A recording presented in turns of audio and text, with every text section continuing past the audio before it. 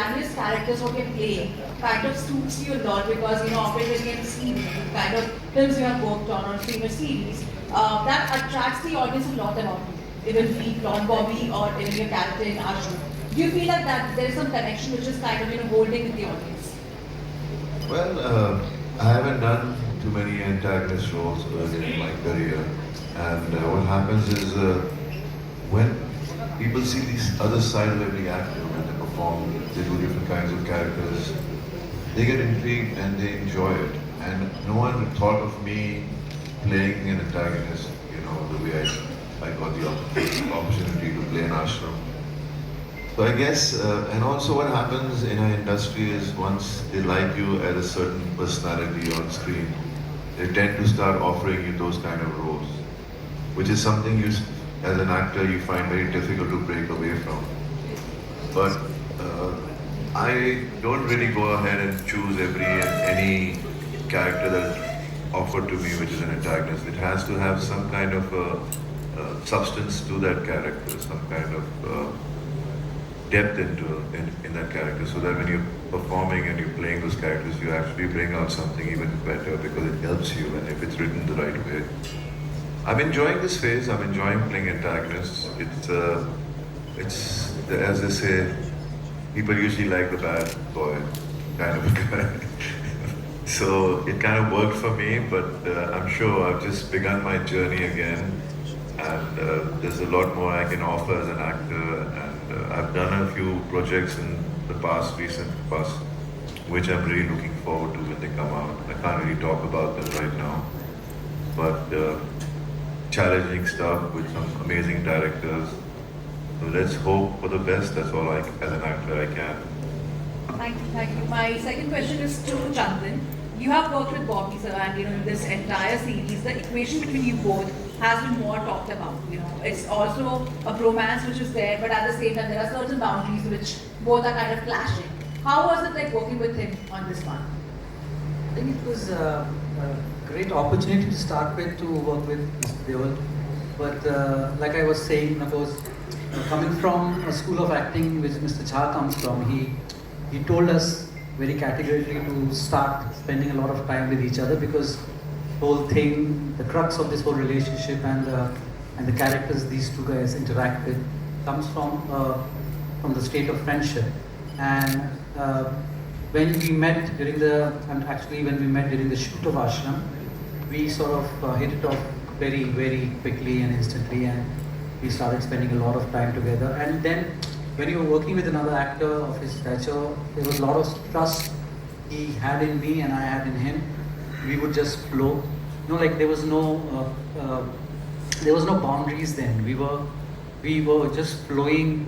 And as the days passed with more and more scenes coming up, our chemistry and our relationship start growing stronger and stronger, which is for all to see on screen, I believe. So, and when you see this one, it's gonna notch up higher, I guess. Hello sir, Narendra बुलाने this side. मेरा question Bobby sir से है. Sir सबसे पहले तो जपनाम गुरु जी. अच्छा sir, जो आपका बाबा निराला जो कैरेक्टर है वो एक आइकॉनिक बन चुका है इस टाइम पे. How did you prepare for this character? And because जैसा प्रकाश सर ने बताया कि आप इतने सीधे साधे शरीफ इंसान दिखते हो, तो आपने वो कहाँ से निकाला? वो कितनी मेहनत थी प्रकाश सर की, या आपने क्या करा उस अंदर सर? बट एक्चुअली है नहीं. या ये प्रकाश सर की नजर लग रही है, अंदर वाले जो पहचान निकाल ली उन्होंने. ऐसा कुछ नहीं है. मैं प्रिपरेशन तो करनी पड़ती है हर कैरेक्टर के लिए जब आप कर रहे हो कोई भी प्रोजेक्ट. और ये जो नया सिस्टम बन गया है जो पहले था नहीं एग्जिस्टिंग, जहाँ आप उस डायलॉग्स भी उसी दिन मिलते थे जिस दिन शूटिंग थी. पर यहाँ पर मैं जब था सेट पर, मैंने उससे पहले मैंने प्रकाश जी से कह दिया कि मैं जानता हूँ अगर मैं बाबा का रोल प्ले कर रहा हूँ तो मेरी लैंग्वेज मेरे जो होगी वो बहुत कठिन होगी. तो उन्होंने इतने प्यार से बोला तो फिक्र मत कर, सुनीता करके एक लेडी है वो तेरे साथ बैठेंगी. और सारे डायलॉग्स तैयार कर लिए थे काफ़ी पहले, और मैं सुनीता जी के साथ बैठ कर सब डायलॉग सीखता था. और Can I say something here? He used to mug his dialogue so hard कि वो मेरे लाइन्स को याद रखते थे, और कहीं मैं मिस कर गया तो बोला तूने वो नहीं लाइन बोली। So he used to be that prepared. नहीं, ये इतना बदमाश एक्टर है क्योंकि इसने इतना थिएटर किया है और ये इम्प्रोवाइज ऐसे ही करता है। तो जब मैं इसके डायलॉग सुन रहा हूँ जो मैंने पढ़ चुका हूँ, मैं जब ये बोलता था तो ये अपने हिसाब से उनको ऊपर नीचे करके बोलता था। तो मैं शुरू में थोड़ा सा ऐसे get started, but then Aahista Aahista मुझे पता चल गया कि ये ऐसे ही करने वाला है। और तो as an actor his energy kind of got into me, and मुझे इतना अच्छा था वहाँ पर सेट पर, on location and also on in hotel. हम सब बैठते थे शाम को और मुझे हमेशा यही टेंशन रहती थी कि मैं अपने लाइन सब ठीक से बोल पाऊँ, और सब मेरी मदद करते थे, सब। तो इनके साथ बैठकर मैं प्रैक्टिस करता था। फिर एक दिन जब मेरी पहली बार दर्शन से मुलाकात हुई, मैं वैनिटी वैन के बाहर बैठकर कुछ डायलॉग बोल रहा था, तो उसमें कुछ शब्द थे जो हरियाणवी में थे।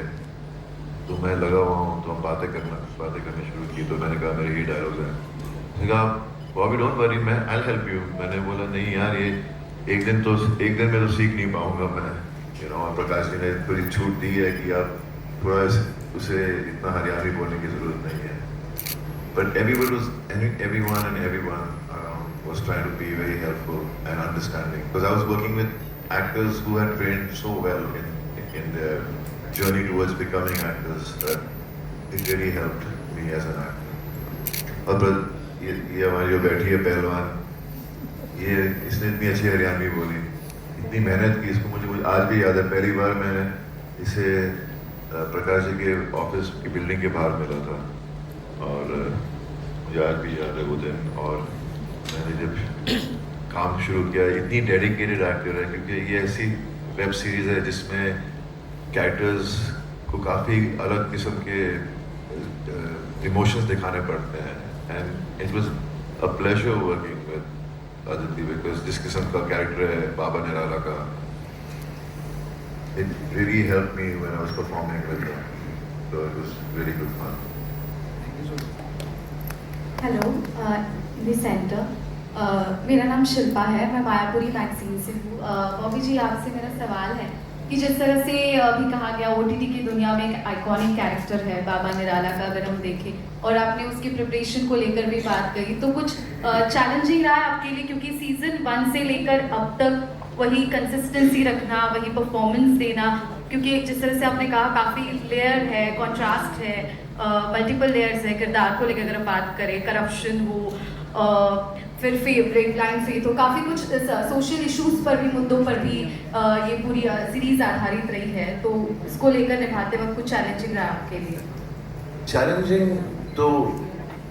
चैलेंज जब नहीं होता तो मज़ा नहीं आता काम करते वक्त, और हर दिन एक चैलेंज था।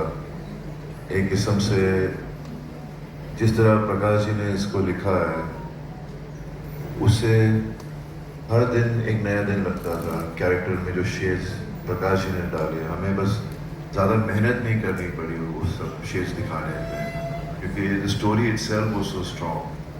सो शुरू में मैंने जैसे कहा कि मैंने सुनीता जी के साथ बैठकर 2 महीने तक डायलॉग सीखे, फिर आहिस्ता आहिस्ता आदत पड़ने लग गई। फिर क्या होता था कि हम शाम को बैठे होते थे होटल में, माधवी जो वहाँ है हमारे साथ, प्रकाश जी की राइट हैंड, वो बैठी रहती थी कमरे में, मैं जाता था, मैं बोला डायलॉग्स तैयार हैं, तो बोलती नहीं प्रकाश जी अभी भी उसको फिर से रिवाइज कर रहे हैं। मैंने बोला कब रिवाइज करेंगे, सुबह उठना भी लेकिन it was just amazing, the whole team was amazing. तो मतलब सबके साथ कभी ऐसा नहीं हुआ कि मैं मुश्किल में हूँ, और मुझे कोई मुश्किल दिखी नहीं। और मुझे आज भी याद है ये जो सीन एंड में आता है, जो लास्ट डायलॉग आप देख रहे हैं मेरे और बोबा के बीच, उससे मुझे वर्टिगो हो गया था, और उनको काम ख़त्म करना था। तो मैं बहुत मुश्किल से उठा, मेरा पूरा स्टाफ मेरे कमरे में आ गया मुझे उठाने के लिए।